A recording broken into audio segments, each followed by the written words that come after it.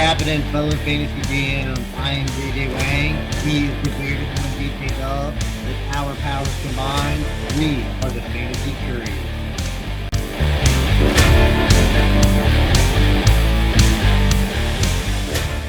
Oh, JJ Wang, in many areas of the country, and I know for you as well, it is week one of the giant draft weekends. You had one this weekend, didn't you? Yeah, I have one this weekend. I did something I never do. I took people that aren't my guys, right?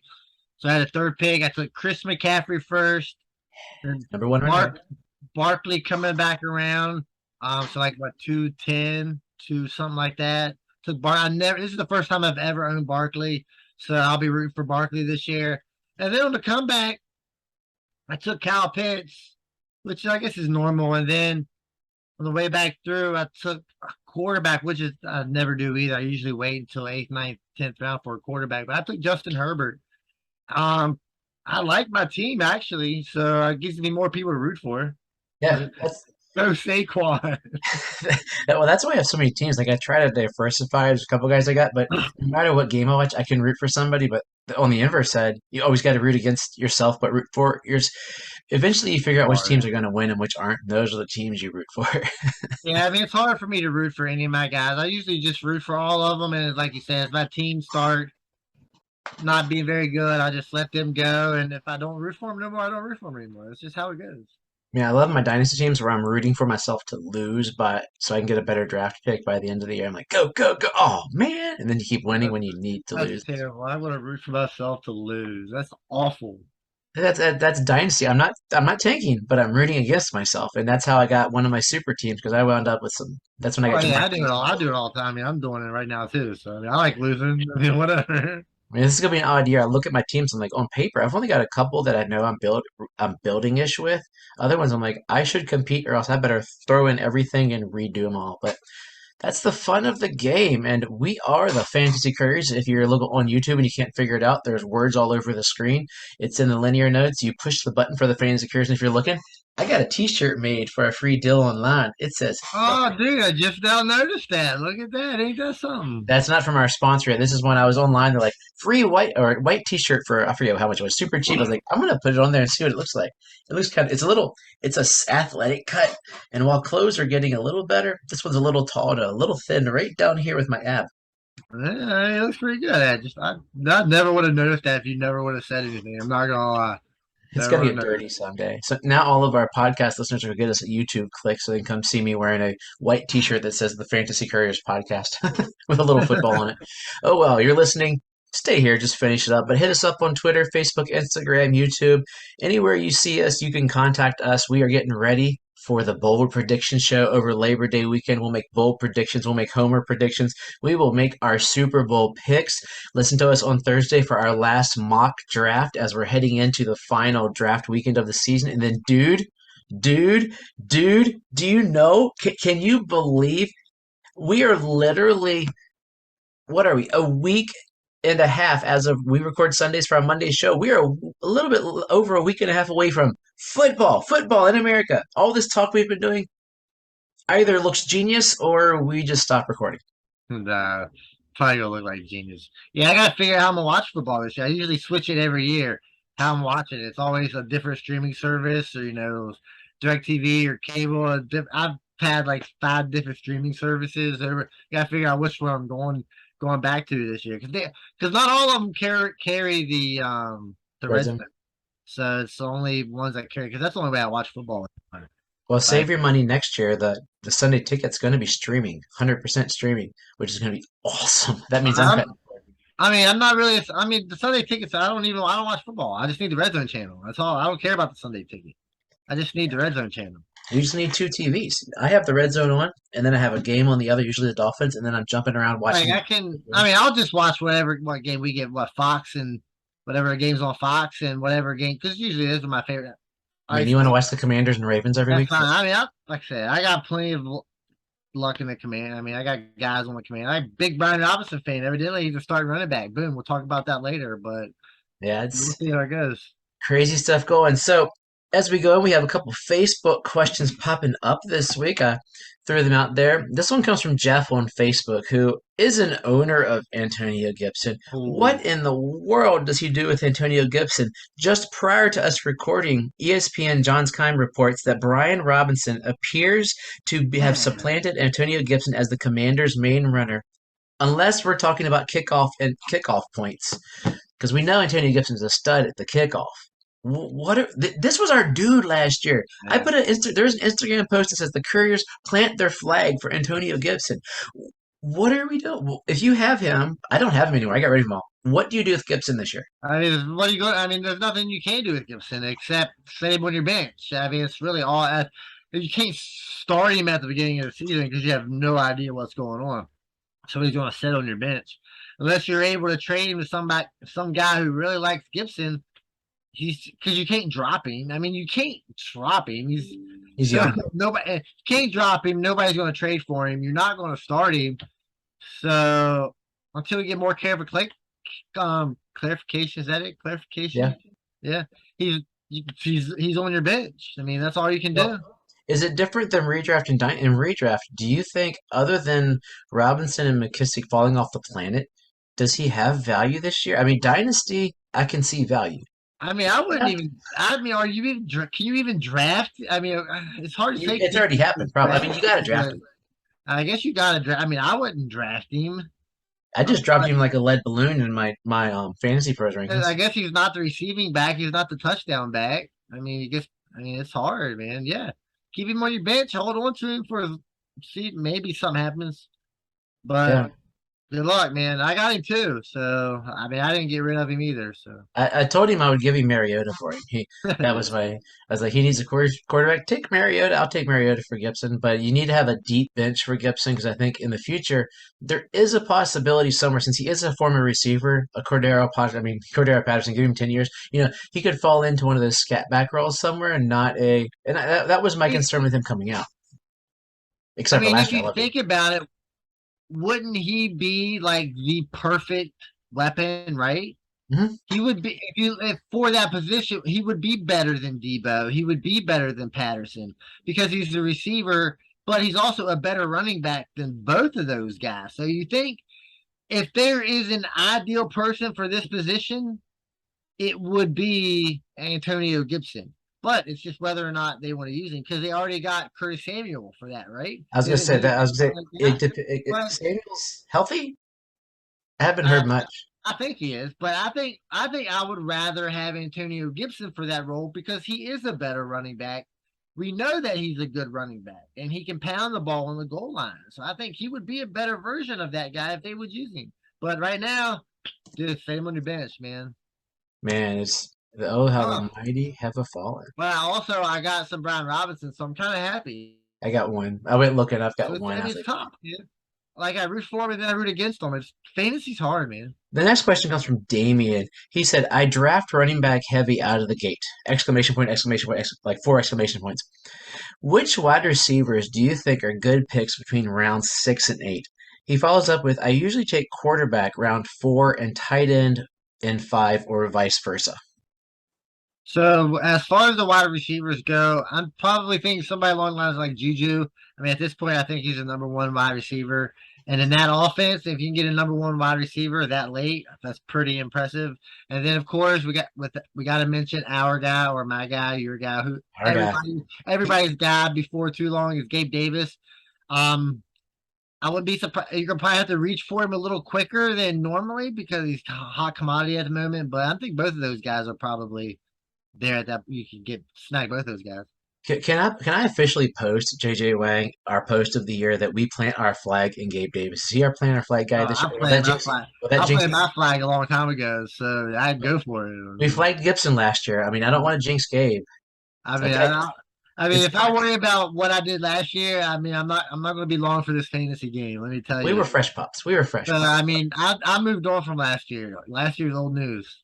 Yeah, and my thing for you, Damien, would be don't stick to the T of a draft thing. Sometimes you're going to miss out on good value. I don't think you're going to get Gabriel Davis. You might have to get him in the fifth, or maybe he's moving up.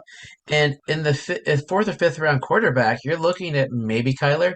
Can you tell me that Kyler's scoring is going to be astronomically a lot more than, say, a Kirk Cousins? I think Not if Kirk's the, having a great year. not if they're going to be throwing as much as you say they are. As much as I said, I think there are guys within 8 to 10 picks of Kyler whose value won't be much different. Whereas you look at Gabe Davis, if he does what we think he's going to do, that value you get in round 4, round 5 is so much better than say some dude you're going to pull off the street in round 6, 7, and 8. Are you really going to have to reach to round 4 to get Gabe Davis at this point?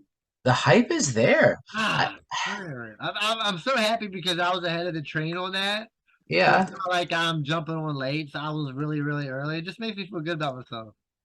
yeah. I mean, we're looking at as I'm doing it. Gabriel Davis ADP on Fantasy Pros is in PPR is 7 wide receiver 30, PPR 70. So yeah, he's not as high as I think he is. 60 on ESPN. So but we'll see what happens. I mean, people that are drafting now are going to change it all because we're getting out of the Well, dynasty the drafts. Anyway, home leagues are so much different as far as drafting goes. oh yeah, they're usually pretty messy. So, question for you, Jonathan says, I have Terry McLaurin, Mike Thomas, and Robbie Anderson as his starters. How screwed is he? That was his question. That's pretty tough, man. Because of course we got Robbie Anderson. I don't even. Good luck Isn't with that. I don't even know if we could start him at this point. Michael Thomas. I don't. I mean, is he healthy? Is he playing? Did he get no, he's hurt injured again. again? Maybe. Right. So good luck with that, McLaurin. I guess that's your most reliable option, but is he even? Dude, that's a tough spot right there, man. I hope your running backs are really good. I've got to assume he has stud running backs, so I don't think Got he's to. 6,000% screwed. Terry's a good receiver. If maybe Carson's going to surprise us all. Who knows? I don't know. I'm getting a little scared. Michael Thomas, if he's playing like he was looking earlier, be great. He's health. If he's got a hammy already, oh my goodness, Robbie Anderson is dead to me. So yes, you're screwed there. But there's got to be some dude off the street. Grab Isaiah McKenzie, throw him in there. It's Isaiah, right? Yeah. Throw him in there. There's got to be a couple of guys you're looking at that you didn't think about that are on, especially in a redraft league because rosters aren't as deep. Some of the guys we've been talking about that we might even talk about today that would fit in there. Adam on Facebook, who posts way too much, says Barkley or Zeke. Yeah, that's a tough one. So I'm going to have to answer this question like from my heart and from my mind, right? So I got my first ownership of Barkley. So I'm kind of more on the Barkley train than I am the Zeke train. But to be completely honest, as far as opportunity goes, they both got all the opportunity. But the difference is Zeke has Tony Pollard nipping at his heels. Barkley has absolutely nobody nipping at his heels. So while they want to get Tony Pollard more involved, which means Zeke is going to get less, there's nobody that they really want to get more involved than Barkley. So, I mean, Zeke has been healthier, but there's like all the opportunity in the world for Barkley. So I'm going to have to say Barkley. Wow, I didn't realize how high I was on Zeke. Oh, that's standard. Let me change that up. So I'm looking at my rankings just to see where I end up. I thought I have them side by side. I have Saquon at That's 10 and close. Zeke at 15, so I'm going to go with my rankings. In standard, I had Zeke higher because I think Pollard thing is totally true, but I think they affect each other sort of differently, whereas Saquon's going to get everything.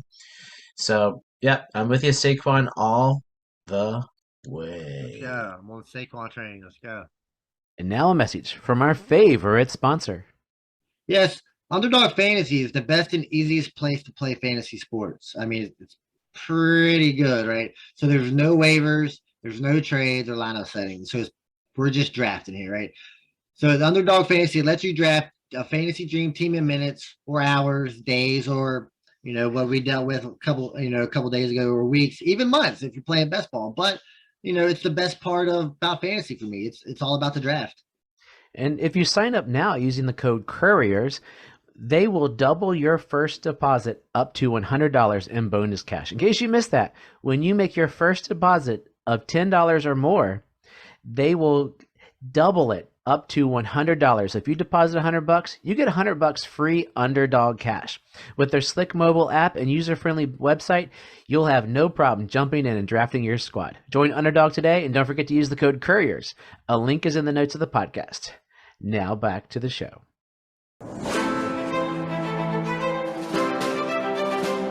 Let's go out on a limb. Is that your son and daughter right there?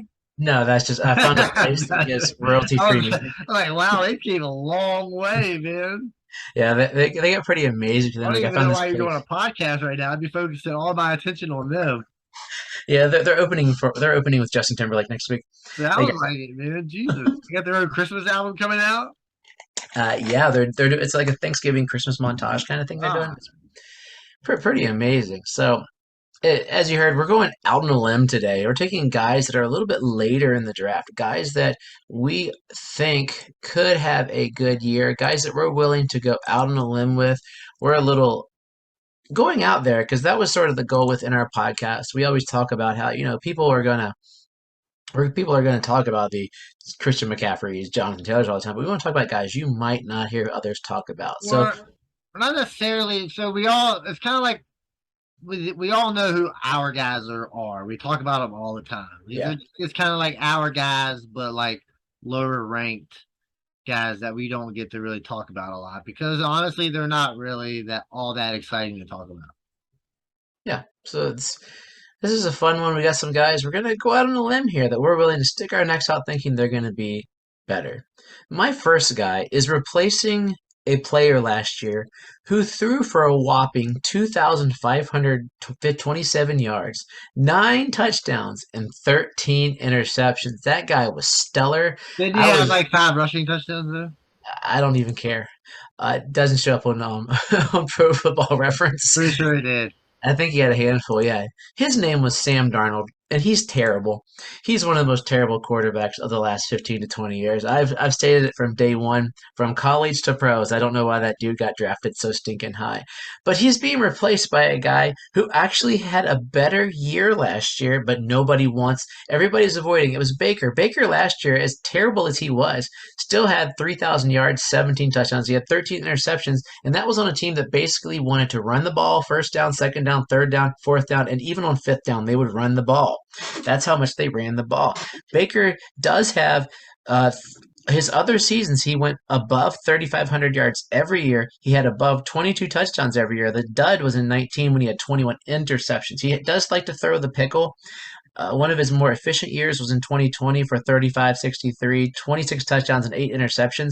That would be a stellar line to have Baker as your QB. You're not going to have him as QB1. You're stupid if you do. Sorry, people that do. I just called you dumb. But he'd be a sneaky QB2 to have, QB3 that you're going to get either off waivers or with your last pick in a draft because Baker got traded so late. And people are like, what in the world? He's throwing to DJ Moore, who a lot of people love. I'm not a giant fan of DJ Moore. He's throwing to Christian McCaffrey. So he doesn't even have to be good. Just boom, dunk it to Christian. He'll run for 80 yards. Baker just got an 80-yard touchdown pass. He's not doesn't have you don't have to be good to do this. If McCaffrey had been healthy, Darnold would have about 1,000 more yards. And that's facts are facts. That's true. Yeah. I'm out on the limb with Baker Mayfield. Yeah, I'm neither here nor there, but I don't know what to think on Baker. Could he have a good season? Sure. I think his ceiling is capped at like a Kirk Cousins. Probably. I don't think there's much. I don't see Baker being better than Kirk Cousins, but I see him being better than like a Jared Goff, right? So what? Hey, hey, hey, hey, hey, hey, hey, hey, QB hey. what? 18, I think for Baker, right? What do you think? Oh my gosh, I'm so 15 to messed up 18. now. I think his floor is about 14, That's his 15. floor. Wait, no, sorry. His ceiling is. I got my Oh. floors. His ceiling would be about a low end QB2. So coming in right behind. His floor probably 20. So his ceiling is right behind David Carr or Derek Carr, and so it'd be like that next group of quarterbacks, probably somewhere, which makes That sense. I low. mean, Yeah, if McCaffrey stays healthy, I think that that'd be helps his out. ceiling. His floor would be 20. Yeah, I could that see it makes totally. yeah. It's like We're putting yeah. Baker a little higher than I was thinking, but yeah. I mean, like I said, I have no idea what to think of Baker. I don't. I see Baker as like what QB 20. That's where I see Baker. I think until he can prove something else, but which is usable. So I'll stick with quarterback since you went with him, and my guy's kind of down, and I'm going to go with Justin Fields. Not a lot of people are excited. I think just because of the Bears' offense, it's not very exciting, but I think they'll manage the offense a little better than they did last year. I think Fields finishes better than Baker Mayfield. I don't know if that means much, but I see Fields as like quarterback 12 to 15, like to start out with, and with his ceiling being much higher, with like his ceiling being up there with like QB, like top five potential type.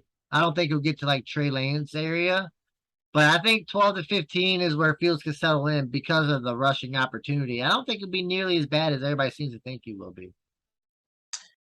To quote Mike Martz, he thinks Justin Fields' Bears offense has as much talent as the 0-16 Lions.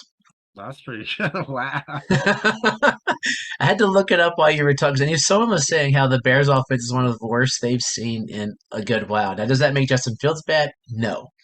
I think Justin Fields is a great talent. I love Justin Fields. I'm just worried for what they didn't do for him.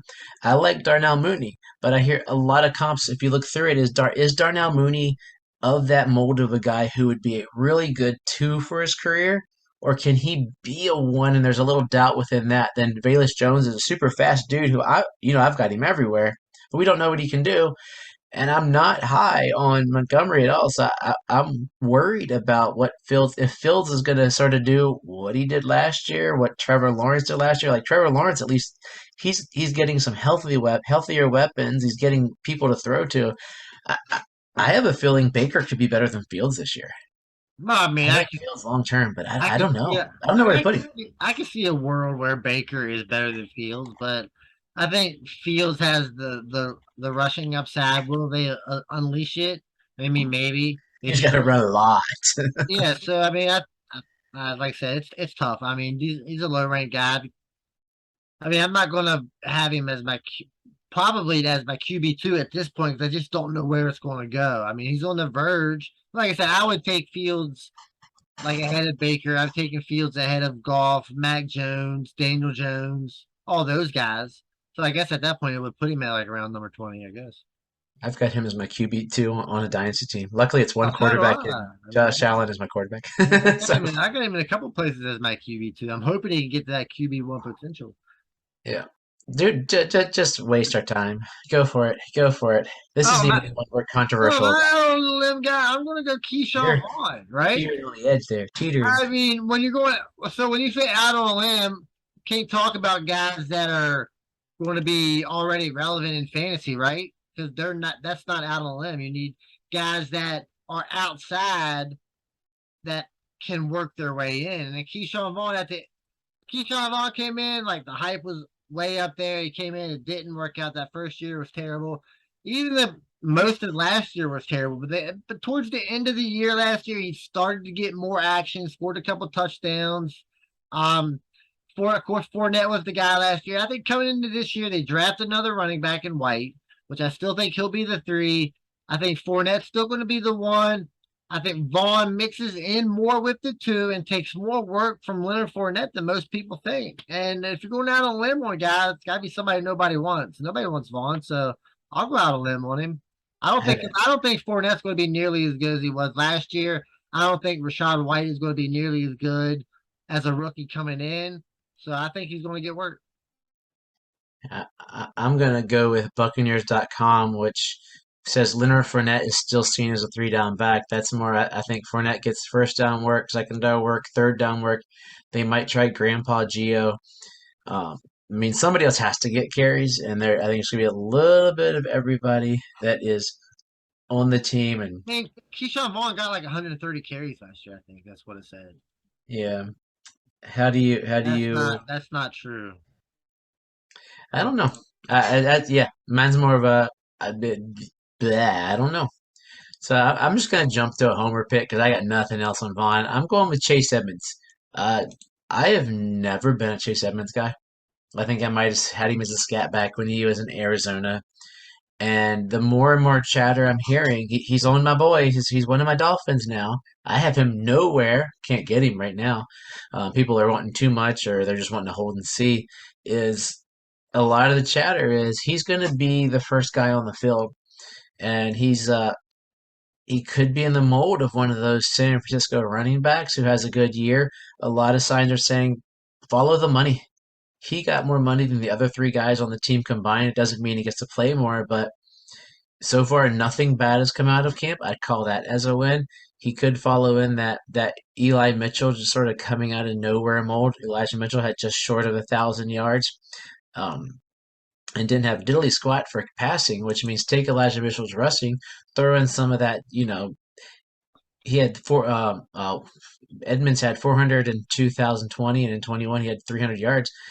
Add a little more to that because he's going to be their scat back per se. I could totally see him being a healthy number two. He's built bigger, but he's 5'9", 210.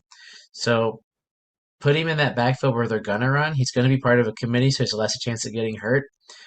I hate to say it, I'm going to jinx. I think my Fins are going to be good this year. I mean, after they threw to Tyreek on that first couple of passes for that 51-yard bomb just to shut everybody up, that's the only reason he did it. It's totally on purpose. But anyway, it's a side chatter. But I think Chase Edmonds is going to have a quasi breakout year this year. I'm out on a limb. But I mean, I guess. I mean, I don't know. I guess you go with history. It says that's not going to happen. But I guess Chase Edmonds never really been the guy anywhere. So I guess if he's going to do it, it's going to be this year. He's going to have his opportunity. Uh, good luck. Fred Jackson. Yeah, I mean, like I said, he's never been given the opportunity. I've seen more of that receiving back type. I don't really see him as the one and two down type back. He doesn't ever get the opportunity to score touchdowns. At least he didn't in Arizona. So unless that changes in Miami and he continues to be like the receiving back, that's what's going to have to happen. But like I said, like with all these guys, see the world, but I mean, I don't think I can be part of that world though. I'm going out on a weird limb. I'm going out on a limb that people think is broken, that's going to fall off, that's not going to be good. This is a person who is consensus 69, wide receiver 29. He's going 72nd on ESPN. Everybody's like, dude, he's too old. He's not going to score touchdowns. You can't follow the touchdowns. I'm talking about Adam Thielen. This will be his age. He's just had a birthday, so this is his age 32 season, and everybody's like, he's going to drop out. He's going to be no good. He's not going to be number one. People are starting to say he's looking like 2018 Adam Thielen, 1,300 yards and 9 touchdowns on 113 receptions. There's no way he's going to do that. I'm not blind. I'm not crazy. But I think in this offense, if the offense is what they say are bringing, if Cousins is going to throw for the 6 billion yards, like I'm saying, I was going to put him as my other player, but that seems like I'm right next to the tree trunk while I say that because I think he's going to be great this year. But I think Adam Thielen is a key cog in there. Jefferson's going to get his. And in order for them to do that good, Thielen has to step up. And then Osborne, I think Osborne's going to sort of get sort of similar yardage to what Thielen got last year if they throw that much. And I think I could have thrown KJ Osborne in there, but Adam Thielen, we'll throw in KJ Osborne. I'm out on the limb for my Vikings receivers not named Justin Jefferson. Like I said, it's all going to come down to touchdowns. I don't think the catches and the yards are going to be there. I think he's going to have to be the Adam Thielen, not the Adam Thielen of 2018, but the Adam Thielen of like 2020. 2020. That's the Adam Thielen he's going to have to be because I don't like I said the yards and the receptions right there, and maybe the touchdowns are going to be there with maybe Irv Smith coming in playing a bigger role in the red zone because Adam Thielen gets a lot of that's where Thielen's work comes is in the red zone. Cousins trusts him a lot down there. That's like he scores a lot of touchdowns, man. Hey, midway through our out on the limb players, I got a little breaking news. It won't be breaking news tomorrow. There might be more answers, but Steelers wide receiver Deontay Johnson just went to the locker room with a shoulder injury and is not returning today. If Deontay has a dislocated shoulder or something, he can't start the season. Oh, we'll talk about that in a moment. Who steps into that number one position for the Steelers? You're going to say Freiermuth, aren't you? Absolutely. I mean, like they only got 2 other receivers, right? They got Claypool and Realistically, Pickens. I mean, I don't know who the 4th guy is. So I mean, I guess it would just be them 2. I mean, more. I think Pickens get more work, I guess. Yeah, probably. Okay, anyway, let's talk about your guy. Yeah, so my guy, I don't know if I'm really out on a limb here. It seems everybody's on the same limb, but I'm going to Tony Pollard. We talked about a little earlier. Like they seem to want to get him more receiving work. The opportunity is there for receptions if they put him in the slot, and he's still going to get some running work because Zeke can't carry all the balls. So he was a running back three last year. I think he can maintain that, maybe like low end RB2 value, depending on the touchdowns and the amount of receptions he can get. So I think if you're going like, I don't want to say zero running back type team, I think Pollard would almost be the way to go with your first running back taken almost. But I see a world where Pollard and Zeke could both be top 12 Oh, running backs. that's tough. If Pollard is going to be a slot receiver and you're in a PPR league, Pollard catches 80 balls. All, but right now they've got him. They have him at times working with the wide receiver coach on slot receiving. You get 80 balls for 800 yards and 3 touchdowns. That's eight. That's a boat Oh ton of yeah, points. if he gets that, I mean that's like Alvin Kamara, Christian McCaffrey, But that's and a stand. that's That's a Wes next. Welker type slot receiver Yeah, role. but he's not a slot receiver. But that's where they're putting him a But lot. he's a running back playing a slot receiver. Wes I- Walker was a slot receiver. He was a quarterback playing receiver. No. Wes Walker was a slot receiver playing slot receiver. He was a quarterback. That was Wes Walker's job. That's what all the Tony Pollard is a running back playing slot. He's not a slot receiver playing slot receiver. So I mean, there's a big difference. I think he could still pull it. It's a possibility in the world. That'd be bold prediction. So But Reed's I'm gonna saying, do in order for him to get 80 catches, he's got to be on the field like literally every play. if he's slot receiver, I mean CD, I don't. Gallup when he's healthy, and then put him in the slot, and then Schultz on the other side, and then you could always He move might him back. play some slot receiver, but he's not a slot. He's not going to be a slot receiver. He'll Uh, play in the slot. We're each gonna do one more out on a limb player, and we had a couple more on our list, so now we got to both make our final choice of which guy we're gonna go out on a limb with. And I'm gonna do one that I didn't think I was ever gonna say I'm out on a limb with because I'm not. I mean, both of my guys I'm not a super fan of, but my guy is Christian Kirk. Early in his career, I was rooting for Kirk. I was picking up Kirk, and I didn't realize how good he was last year. Yeah, he had a good season.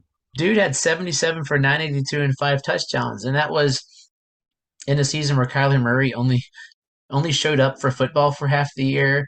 Like D he Hop, always does. yeah, D Hop was in and out and in and out, and now Christian Kirk is the guy. He got paid. He's the Joe Flacco of receivers in my book. He really raised the bar on what people get paid based upon not doing anything really, really, really good, but they raised the bar a lot. But it seems like T Law is in love with Kirk. He's been hitting him, looking at Kirk, and then the second guy he looks at is Kirk. And I think this dude's going to blow up this year. I think he's going to have a stellar year in that offense because I'm also a believer that T Law um, is going to have a stellar season as well. And Kirk right now, EC his is going at overall 99 in PPR leagues. If you can get the wide receiver one for an up and coming quarterback at 99, 41st wide receiver, dude, sign me up. Dude, I'm telling you. Yeah, I agree 100%. I was going to put Christian Kirk on here, but you beat me to it. Yeah, so I mean, if everybody's as high on Trevor Lawrence as everybody says they are, I mean, he's got to throw to somebody, right? So I mean, or several people, and there's only Kirk and what's the Zay Jones. They're the only two wide receivers, and they played Kirk. Evan Ingram. Yes, I mean, I actually like Evan Ingram, but I think Kirk is ETN, the Tony Pollard of the going to be team. the wide receiver one, and Trevor Lawrence is going to be good. I don't think how there's any other way Christian Kirk can really be, even if he just puts together 80 receptions, 1,000 yards, and 8 touchdowns. I mean, I think that's the floor. I think that's like a base right there. It was pretty much what the season last year, right? But I mean, I like Christian Kirk. I think it's a good call. And my guy, I don't know who I want to go with here. I'm gonna go with the old guy just because I said he was Yeah. I said he was dead a couple, like, I don't know, probably earlier last year. Oh, we both said he was dead. And I got to bring it back, and that's Julio Jones, right? Because Julio Jones his whole life has been like the number one. I guess last year he was a little bit of number two. Didn't work out because he was injured. But I think with Julio playing like that slot receiver where he doesn't have to play a whole lot, so he's not going to get as many opportunities to get injured, and playing with Brady, who's going to throw the ball 800 times, I think all these receivers are going to have so many opportunities. And when you drop back and you're watching Julio getting guarded by a nickel cornerback all day long. in the The NFC 30, South. yeah, the 33-year-old Julio is still better than all those nickel backs, man. Take them all day. Okay. I walk the plank. I'm having too much fun. My drama background. That's fun. So these two, and truth be told, JJ Wang didn't know any of these existed, or he does. When they show up on the show, it's literally the first time he's hearing First them time. today. So we had guys are out on a limb for. These are guys that we just want to walk the plank, just jump off the boat. We're not even going to deal with you. We think that they are going to fall flat on their face and have a terrible year. You want to go first? Oh yeah, I'll go It first. goes with the injury we just had, so it might affect you. Yeah, so it might hurt a little bit, but I think Chase Claypool, like I said, he had that big rookie season with a lot of touchdowns, and then last year the touchdowns came back. The year was the same, just minus the touchdowns. I think with Pickens coming in, being pretty much a better alpha receiver than Claypool. I mean, Deontay Johnson being that, if he's healthy, being that possession receiver. Fryermuth being that dominant tight end, top three potential we all know he's going to have.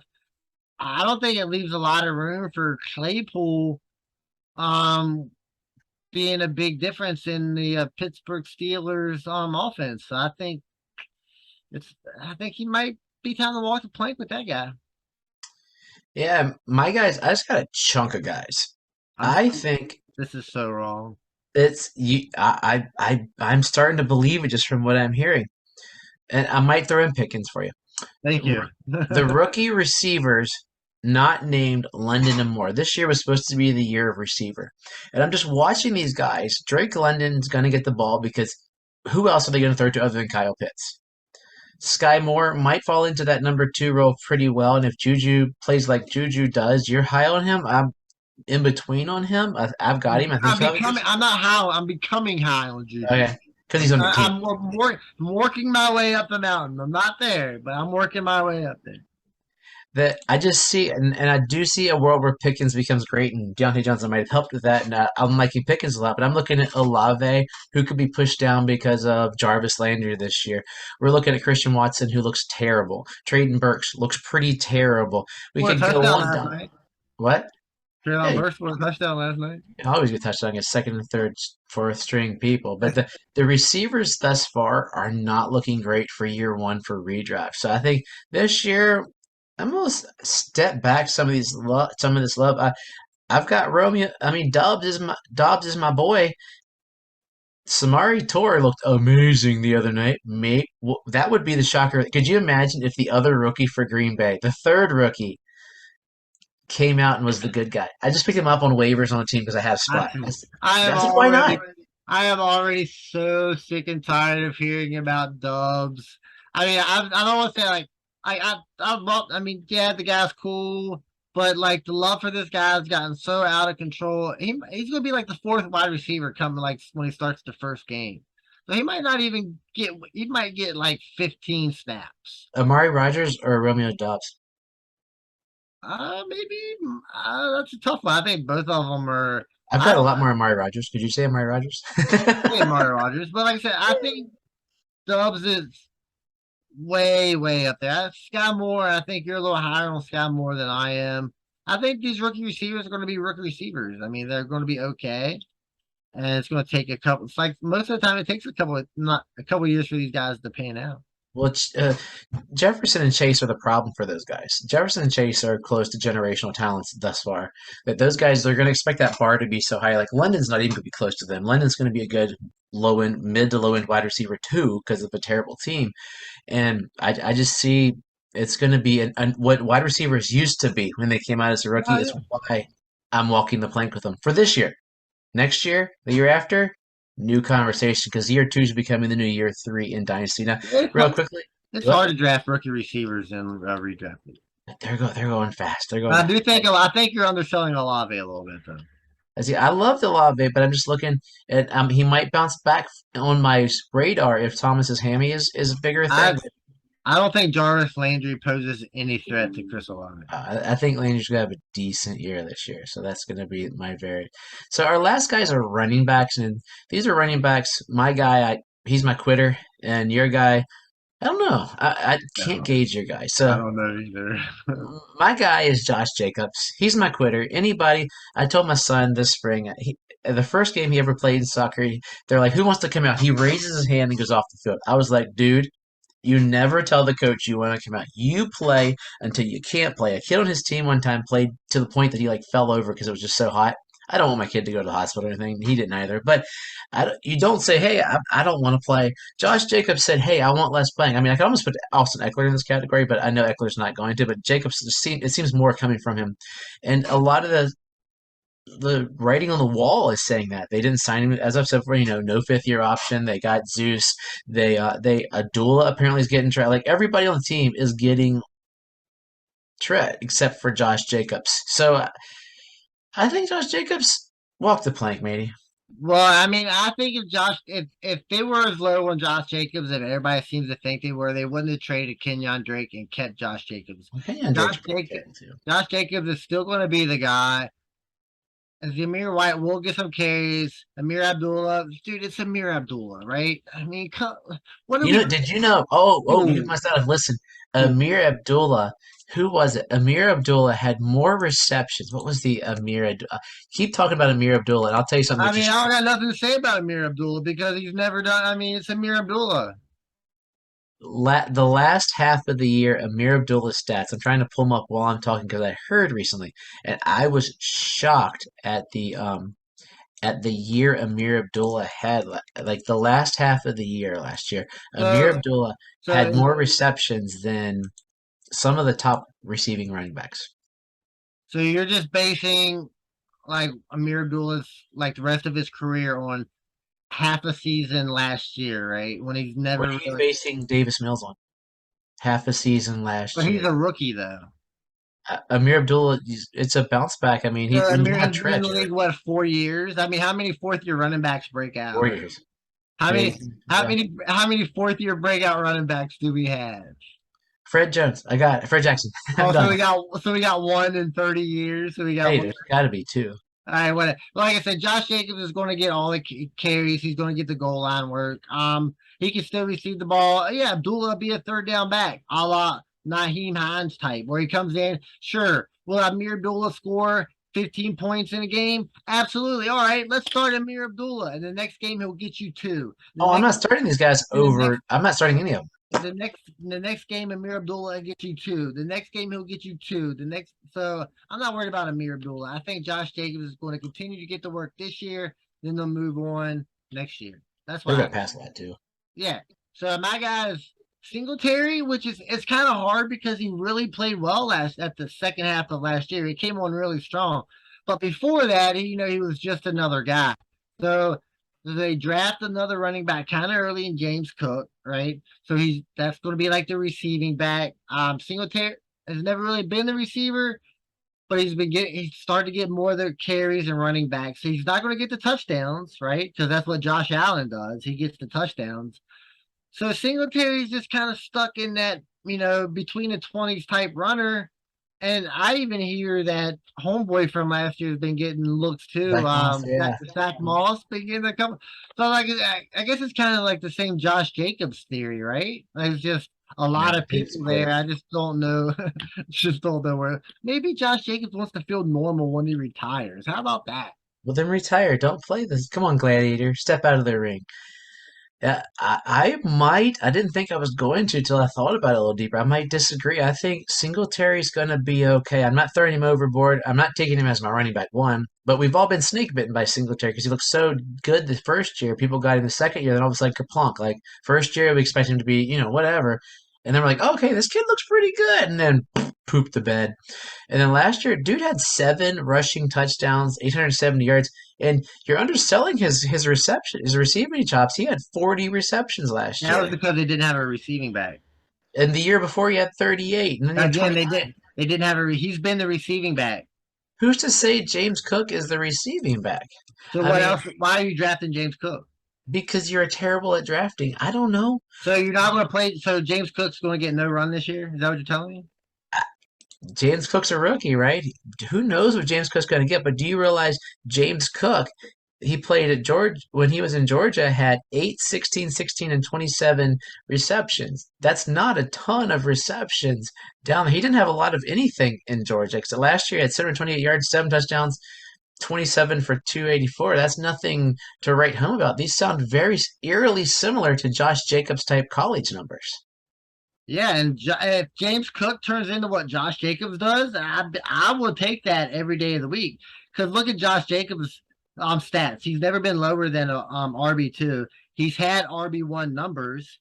So if Cook ends up being Josh Jacobs, give me that all day. Josh Jacobs had the touchdown year. But I just Josh, yeah, I was high on Cook and I don't know. I think they're gonna hurt each other. I don't think yeah. either of them I don't think either one of super them are super. going to be great. I think they're both going to take away from each other. I don't think Singletary can't. They brought in Cook for a reason. I don't think they're not going to use him. So I think that takes away a lot of the receiving work for Singletary. Yep. So those were our players we were out on a limb on, and that we're just saying walk the plank. We don't want you on this ship anymore. So look, check us out on Thursday for our last mock draft of the year. Hit us up anytime you got it. Check out my rankings. I also threw in a sleeper section that's on there on the website, fansecurities.com, fansecurities.wixsite.com/website. The links are in the linear notes, but I was able to throw some of that in there, playing around with it, wrote a couple notes for them, and I'll be doing rankings each week with hopes of maybe jumping on the Fantasy Pros ECR next year. How cool would that be, dude? That'd be pretty cool. I'm not gonna lie. Okay, so JJ Wang, give us some wisdom to get us out here as people get excited for our mock draft on Thursday. Yeah, so there's only so many like top tier guys, right? The basics of your team are these out on a limb players, guys that you think are going to be good that like a lot of people not necessarily do, so you can sneak up and take them earlier. So like I said, this is where you got to focus all your draft. Everybody knows about McCaffreys, everybody knows about the Chubbs and the Jeffersons, and even the Gabriel Davises at this point because we've talked about him so much. But these are the kind of guys that are going to win you championships right here. They're going to come out of nowhere. You guys, hey, I like this guy. Nobody else does. This is where I'm going with. So that's like, this is where you need to focus all your time on. So as always, trust yourself and trust the process.